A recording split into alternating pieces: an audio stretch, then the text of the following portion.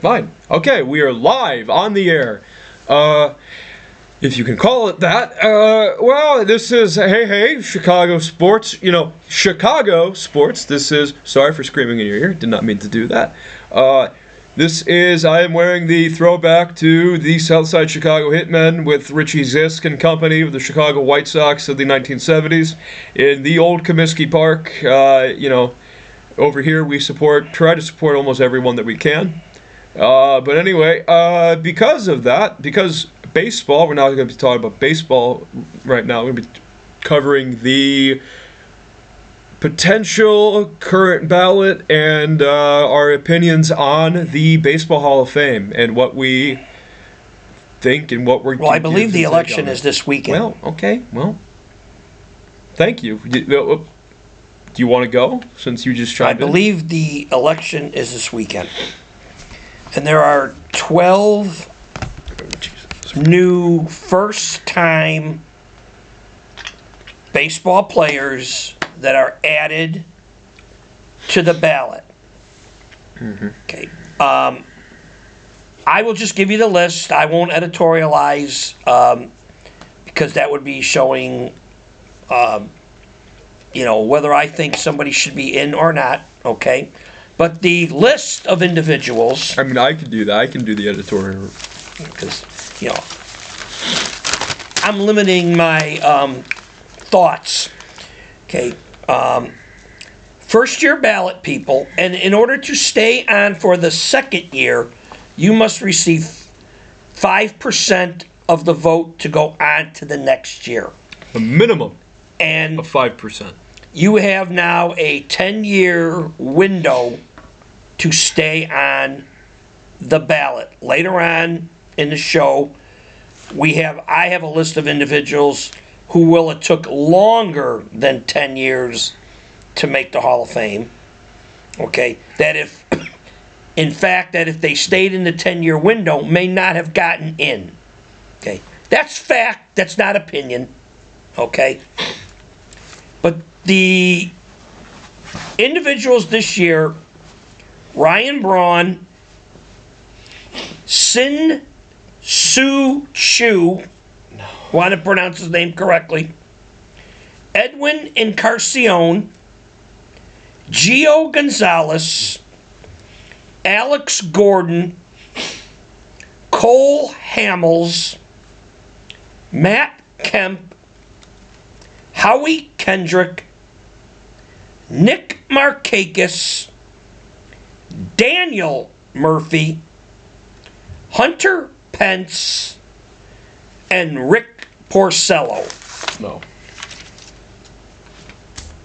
They have the ability to be in the same wing with Ruth, Garrick, Williams, DiMaggio, Cy Young, Ted Lyons.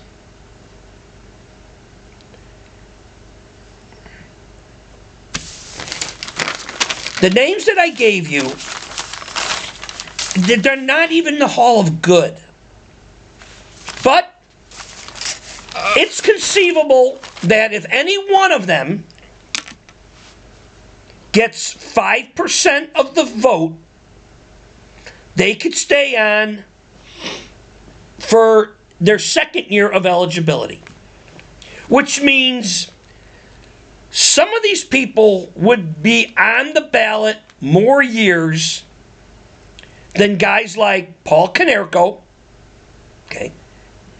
Now you might sit there and go, and this is not opinion, this is fact, that if you look at Paul Konerko's stats compared to Jeff Bagwell, they are comparable, and Jeff Bagwell is in the Hall of Fame. Paul Konerko lasted 1 year on the ballot. How could one guy who has comparable stats to a Hall of Famer be on the ballot for 1 year? Aramis Ramirez, for the exception of the Gold Gloves with Scott Rowland is now in the Hall of Fame. Aramis Ramirez offensive statistics far and away exceed Scott Rowland's Aramis Ramirez was on the ballot 1 year. And they both played in the same era. Another, I will defer. Oh, Mike, can I say this about Alfonso Soriano? Is this my Alfonso Soriano? Alfonso Soriano, 7 consecutive All-Star games. All-Star MVP, 4 Silver Sluggers, 412 home runs, 289 stolen bases. He was a 40-40 man with the Washington Nationals. And if you go and you look, if for 40 home runs and 40 stolen bases, there's only roughly 5 or 6, him being one of them. And all the guys, when he did it, when Alfonso Soriano was a 40-40 man, everyone else was a steroid user. He wasn't. That's how good he was. And he was a key component of numerous playoff teams. Multiple playoff teams. And he can't go in the Hall of Fame. Why? He can't even be nominated to be a Hall of Famer. Why? But we're going to go bang the drum for guys like Chase Utley and Hunter Pence. Sin-Soo Choo. Howie Kendrick. I've never even heard of Howie Kendrick. Howie Kendrick played for when the Washington Nationals won the World Series. He had like 4 hits and 4 RBIs. I think they were pinch hits. And I think Howie Kendrick may have been the MVP of that World Series. Okay. Don't hold me on it. So then let Ben Zobrist in the Hall of Fame. But these guys have the ability to be on the ballot 1 more year than the guys that we just mentioned. Let me ask you this question. Let me ask this question to you. Dustin Pedroia, is he a Hall of Famer? No. And Dustin Pedroia was a damn good ball player. Like, he wasn't bad by any means. He was not a bad player by any stretch.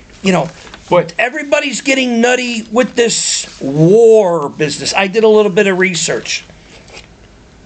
WAR has only been around since 2009. That's like 15 years. It's 15 years. Going on 16. That's it. And you are comparing these individuals who have played in this 16-year period of time, and you're trying to calculate what Babe Ruth's WAR would have been? Sin-Soo Choo, who's on that ballot, he started his career before the WAR statistic was ever placed. And he's on that ballot. So his WAR cannot be fully accurate. But the experts are going to say otherwise. But they're using WAR, a statistic that has been around for 15 years and 15 years only, as an element to get in the Hall of Fame. But the travesty is, somebody off this list that I just mentioned is going to get 5% or better and be on the ballot. They're going to be nominated another year. Well, see, here's the real thing. Once you get, and as I said before we did this video, Paul Konerko didn't even get the 5%. He got 2.5%. He got only, 4 votes? Well, he got on the list. Well, yes, but after that, he's off. He's off forever. You are off forever. Yes, the minute you're off forever. Unless somebody wakes up, and I have another category here of individuals who were not chosen and elected by the Writers' Committee, but then eventually got in by the Veterans Committee. Okay? And there are some names in here that, when I did the research, I was kind of, like Joe Torre only got in by the Veterans Committee. I didn't realize that. Orlando Cepeda got in by the Veterans Committee. I didn't realize that. Okay? Now there are some others on here. Bill Mazeroski didn't have a great career, but Bill Mazeroski hit one of the greatest home runs in the world. Red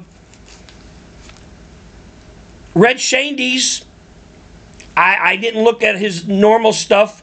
I was led to believe he's one of the greatest second basemen that, of all time, but he got in by the Veterans Committee. He didn't get in by the Writers Committee. And he also had a brief time as a manager for the Cardinals, I think, as well. So there were several, and then most recently,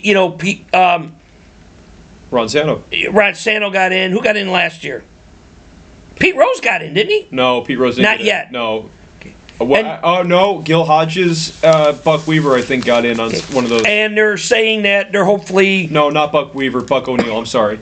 Dale Murphy, and the leaders in this year would be Dale Murphy and Don Mattingly are the leaders this year of getting in. There's several others, Garvey.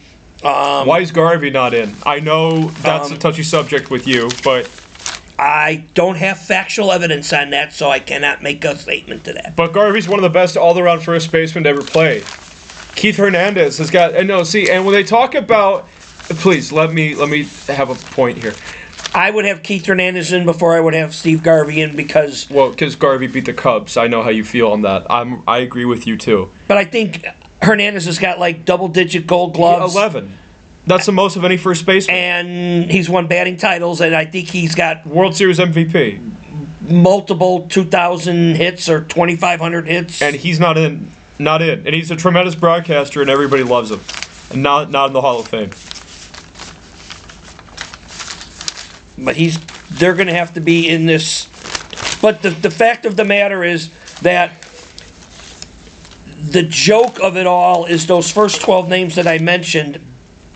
Watch Joey Votto. I can't wait for Joey Votto to be added to that list. Again, I don't want to insult anybody, but there's no reason in the world that anybody would possibly think that the 12 names that I mentioned should have any... Well, because they played their length, I shouldn't say they shouldn't have any reason to be considered. But they're not going to last. And the bigger tragedy would be is if, in fact, that a Gio Gonzalez would get more time on the ballot a second year than a Paul Konerko. And look up those of you, look under Jeff Bagwell, who's in the Hall of Fame. And not only that, he was in that, since the word steroids has been used already in this episode, Bagwell was suspected, possibly. And never confirmed. But he's in. We do have to say that. He's in. And Paul Konerko, a Chicago White Sox, has comparable statistics, and actually he has better, in some categories, has better statistics than Jeff Bagwell, and Jeff Bagwell is in the Hall of Fame, and Paul Konerko did not even he one appearance on the ballot. That is the point. See, when I'm on this airway, it's the point I'm trying to make. You don't have to agree with the point, but I'm allowed to give my point.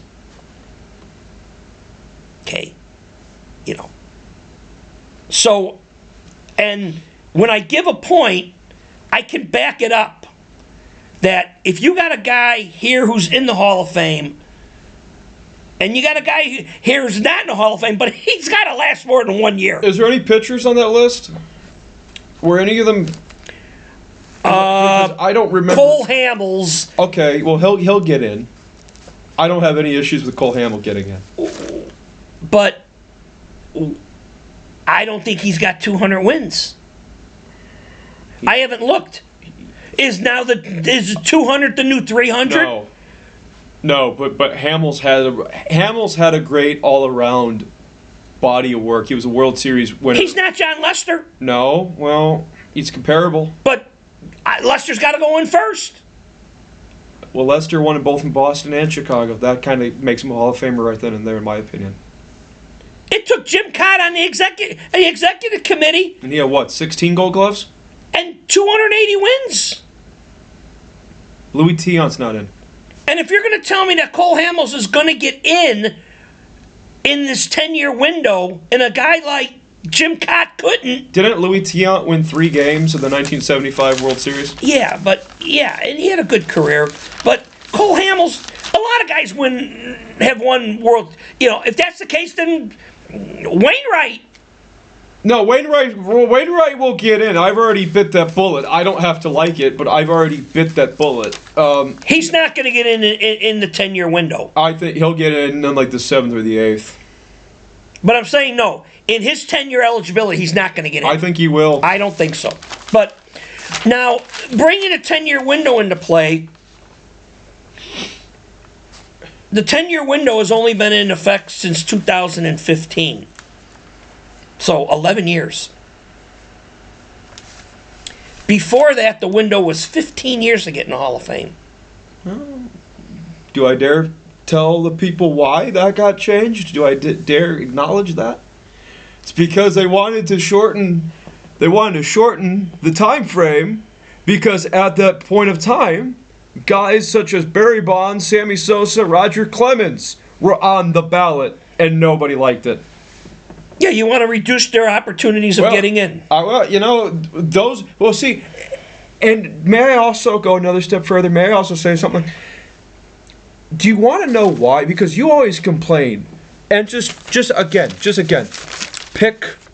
do yourself a favor, do me a favor, find the most pathetic name on that list, and just say it, and then give it to me. It would be this one, but I don't know. Could I say that without the? So you think Shin-Soo Choo? I would say either Shin-Soo Choo or Howie Kendrick. Okay. Would probably be the ones that would be least qualified to be Hall of Famers? That would be absolutely laughable, to the point that if you were sitting at a bar and say, give me 12 guys that are going to be nominated, their names would never appear. Okay. Well, anyway, the reason why, and you and I always complain now, why are guys middle of the road, 1,400 to 1,400 to 1,700 career base hits, and decent middle of the road RBI standard of people? Why are they getting in? Why are they getting credentials where the other ones are not? It's because the steroid era has scared everyone straight, if for an example, because what the reality of it is, in a roundabout way, what they're doing, and they're struggling to putting people in the Hall of Fame. They're struggling to put people in the Hall of Fame. And because of that, in a roundabout way of what they're doing, and I will extend this to even Pete Rose, even though his situation was different, what they're doing in a roundabout way is, we don't like Pete Rose, we don't like Roger Clemens or Bonds or Sosa or McGuire, but yet they're significantly greater Hall of Fame caliber of people than any one of what we have of today, but we just don't want to admit that publicly. When the Baseball Writers of America, on an annual, yearly basis, every fall, winter, going into the off season, when they look at the names, it's like there's no one that strikes you as a Hall of Famer. You see, because if you have to argue on why someone should be a Hall of Famer, then they shouldn't get in. In this recent time period, like the guys like the Dustin Pedroias and the Chase Utleys and the John Lesters, like they have the best decent arguments of possibly getting in. And even those guys aren't even convinced of getting in. The problem is they have the best arguments because they've allowed people in who are comps, and they're going to get in. So they have to let them in. Whoever's a comp to Scott Rowland from now until the end of time is going to have to get in. Gary Gaetti, if you say Gary Gaetti should be a Hall of Famer, people will laugh at you. Okay. But Gary Gaetti's stats are eerily similar to Scott Rowland. A pitcher, Doc Holliday. Okay. Any pitcher that is equivalent to what's his first name? Roy Halladay. Anybody who's got them has to go in. So anybody, You don't have to be Babe Ruth. Well, and you don't have to be Ted Williams. And you don't have to be Lou Gehrig. You got to be Scott Rowland, and you're going to get into the Hall of Fame.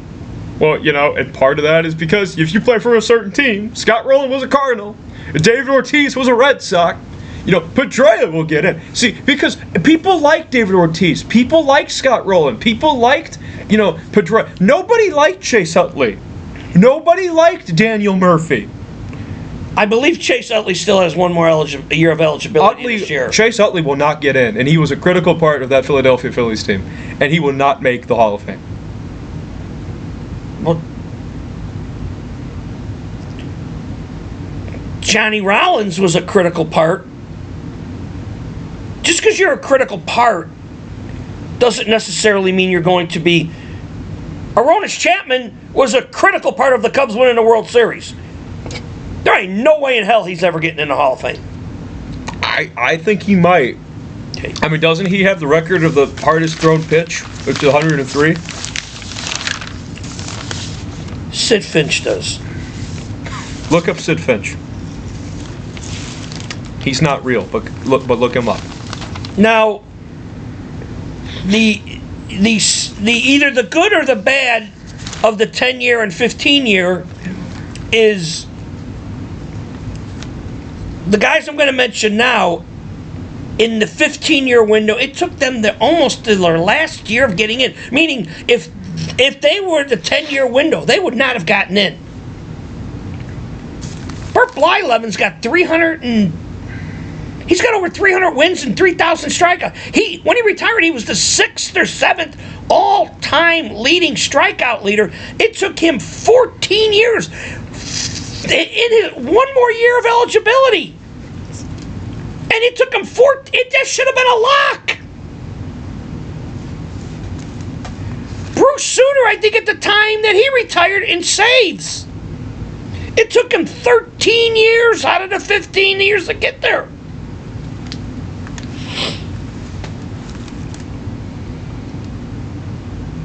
And the one that I shake my head in, he should be in, and Jim Rice got in on the very last year of 15 years. If Jim Rice was in his 10-year window, Jim Rice would not be in.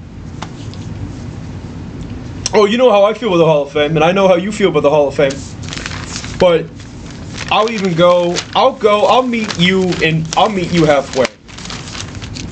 Paul O'Neill, Bernie Williams, how many World Series titles did they win?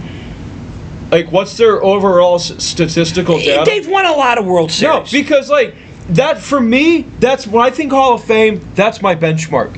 If guys who won 5 World Series titles got over 2,000 hits, were some of the best players of their entire time frame, and they can't make it, the guy after them shouldn't get in. Chuck Knobloch won 4 World Series with the New York Yankees.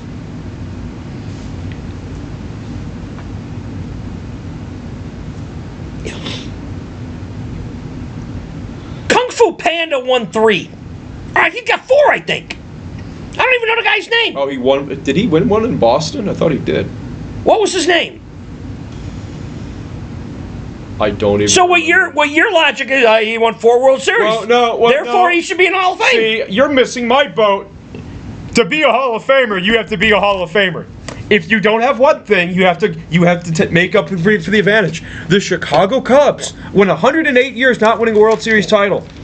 Ernie Banks got 512 home runs. Paul O'Neill won't go in. He better. The guy you said, Bernie Williams, will get into the writers' team. Andrew Jones needs to go in from Atlanta. Why is he not in?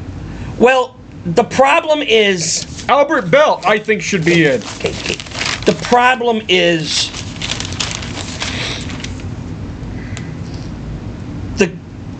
But nobody liked Albert Bell. The problem is... You're letting these Scott Rowlands in, and you're pushing the Keith Hernandez, and you're pushing the Dale Murphys and the Don Mattingleys to be on the executive one. And you have to get those executive guys in first. Okay, here's a better before idea. You get other executive guys in. Where's Anthony Rizzo? to you? Like, because I think Rizzo is going to be, when he is on the ballot, I think he's going to be in a league of his own. Because I don't think there's ever going to be a guy comparable to him. I'm sorry. I mean, I have not looked to compare his numbers. To Mattingly. Because I have not looked at his numbers to compare to Keith Hernandez. Because it's going to be the numbers. It's going to be his charity work. It's going to be his success with the Cubs and the Yankees. Okay. I have not looked at his numbers for Garvey. Then the question is, if his numbers are less than the three guys I mentioned, and those guys didn't get in by the executive committee, the answer to your question is Rizzo's never going to get in. Because I know Rizzo's got 300. At least 300 home runs. He doesn't have 2,000 hits. But I think people are going to see the name Anthony Rizzo and have a very tough time voting against him. That's what I'm saying. Well, first of all, he's got to get in to the elite of 12. And he's not there because he hasn't been retired yet for 5 years. No. And that's the other thing. These guys have been retired. The list I gave you, those guys have been. So you've been out of circulation for 5 years. Howie Kendrick, you've been out for 5 years. You've been irrelevant for 5 years. You were irrelevant when you played. And I never even heard of the guy. And now all of a sudden it's like, well, you're on the ballot. And if he gets 5%, he lasted longer than guys like Canerco. And Ramos Ramirez and Alfonso Soriano. Yes. And Mark Burley. Yes. Mark Burley had a perfect game. So, therefore, that's this year's Hall of Fame. And I didn't even check to see who's knocking on the door. I think it's Utley and whoever didn't get in. Like, if Chase Utley goes in and Jeff Kent won't, and I'm not a big Jeff Kent guy. Jeff Kent's he's got to go on the Jeff Kent's got to go in the Veterans Committee one because he's off the ballot. Yeah, but Jeff Kent is much more of a Hall of Famer than any of those people that you just mentioned. Yes. And it's not even comparable. And some say it's not even comparable. Some say he's in the same breath with Sandberg to a point. Offensively, yeah, he's better than Sandberg statistically. He's up there. He's close.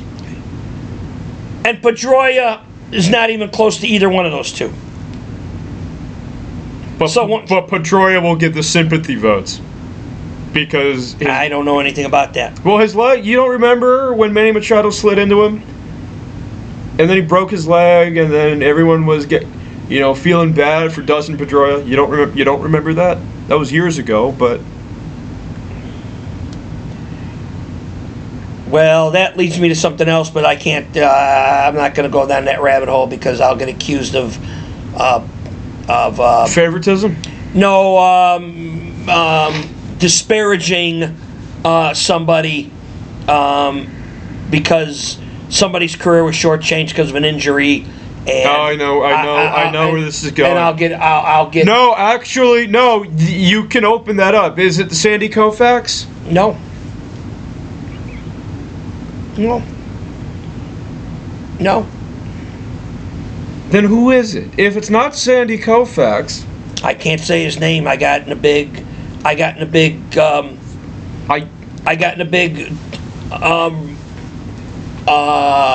sort of a bowling alley argument with somebody about this particular person and how dare I disparage his name in public, and I don't want to have to do that because I'll get accused of I'll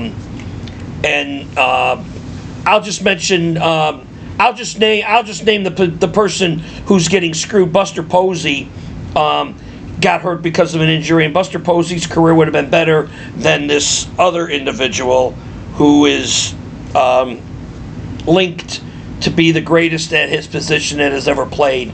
And I don't want to go down that way because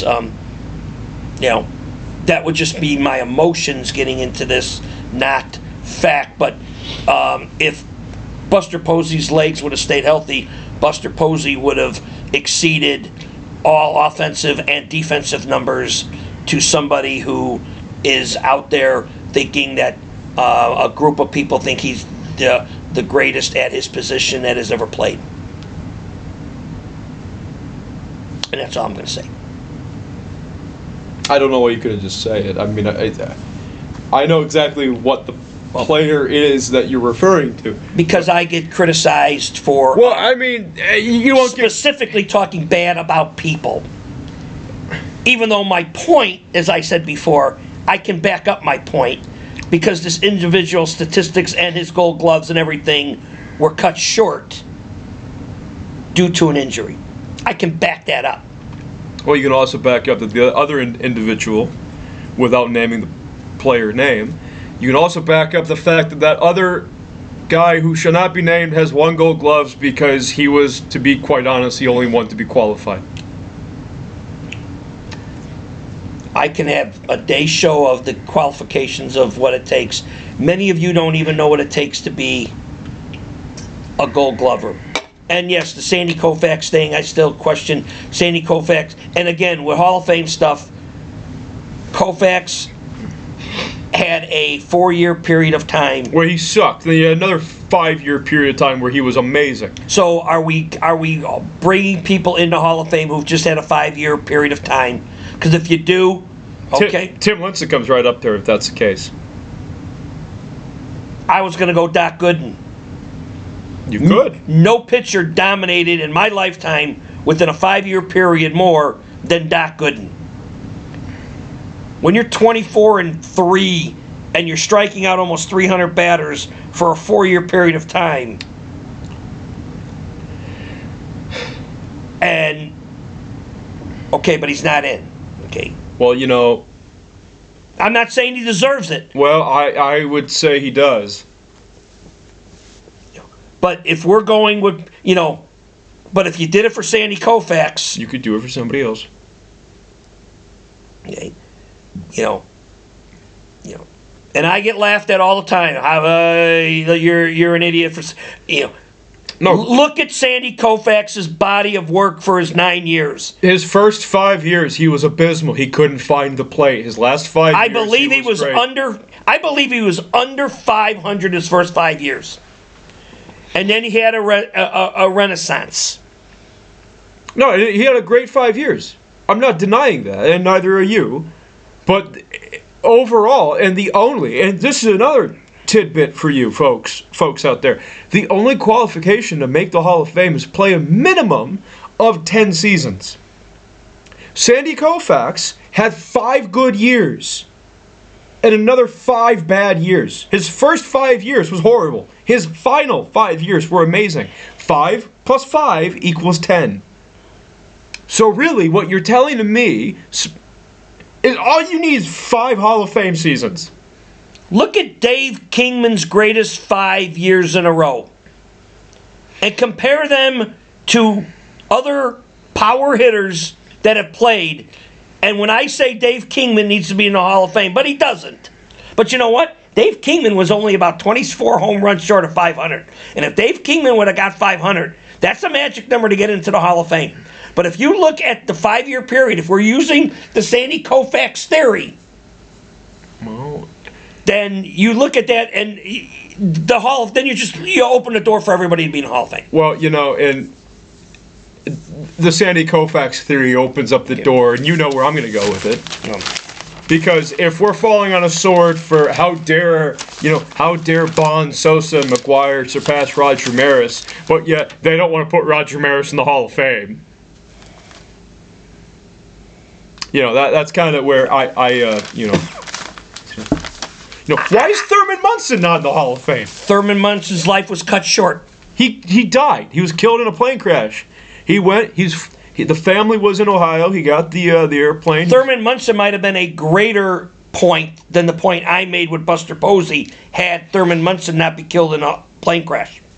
And he died, 1979 was it? He had probably a decade more of playing. He was the first Yankee captain since Mickey Mantle. So, or You know, It was first Yankee captain since either Gehrig or it was Mickey Mantle was one of the two.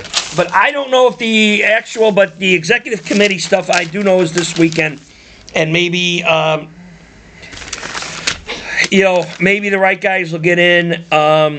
I am kind of glad I looked at this executive committee stuff and knowing that a few of those guys didn't get in by the writers committee. That makes a little bit of a greater pill for me to swallow.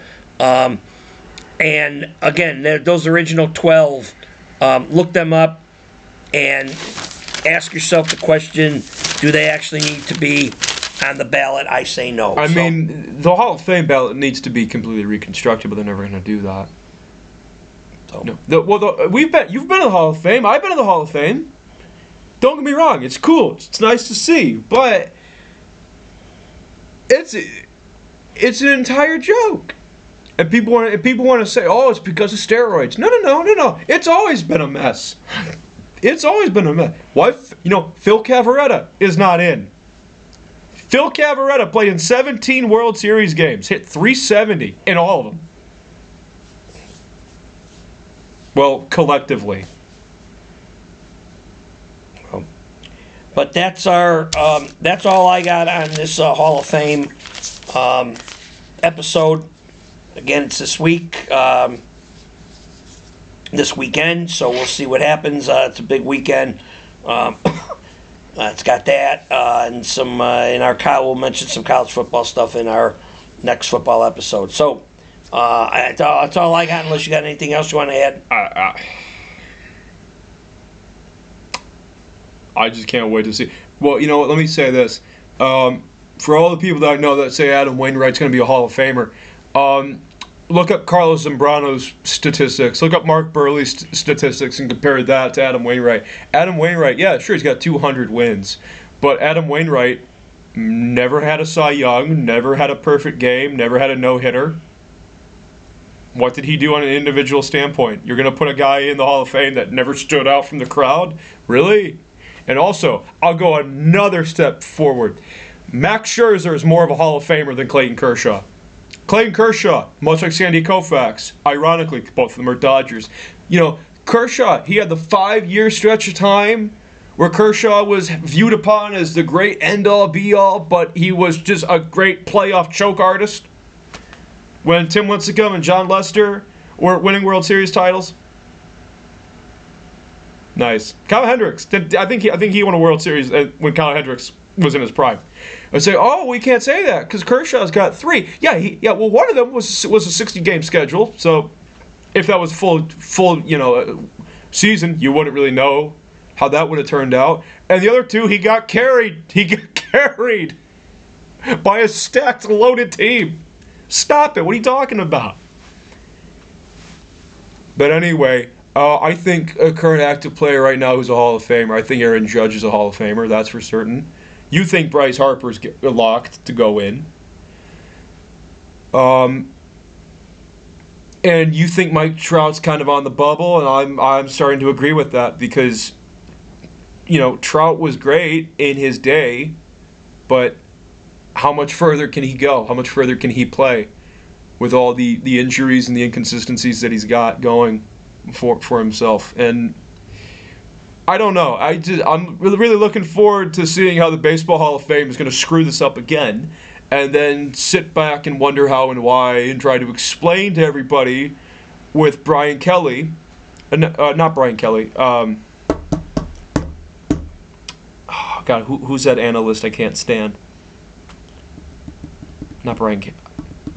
It is Brian Kenny. Brad. Oh, it's Brian Kenny. I said the wrong.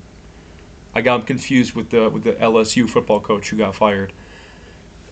No, but I mean, and also, and I know I'm just rambling here, but David Ortiz, I'm pretty sure he failed a drug test. Dave Parker with the Pittsburgh Pirates, I'm pretty sure they were indicted on massive drug charges as well. They're in the Hall of Fame, but yet code of conduct, right?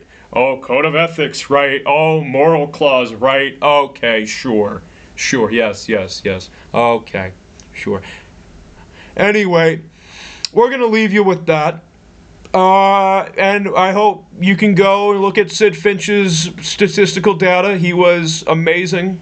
He was the greatest player that did not exist. That could be an episode all among itself. And anyway, I hope this has been an inquisitive moment of your time. It is December 4th, 2025. Thank you. Have a good day. And as always, Hey Hey Sports, signing out. Check out for our next video, and see you soon. It's a pleasure to be back. Thank you.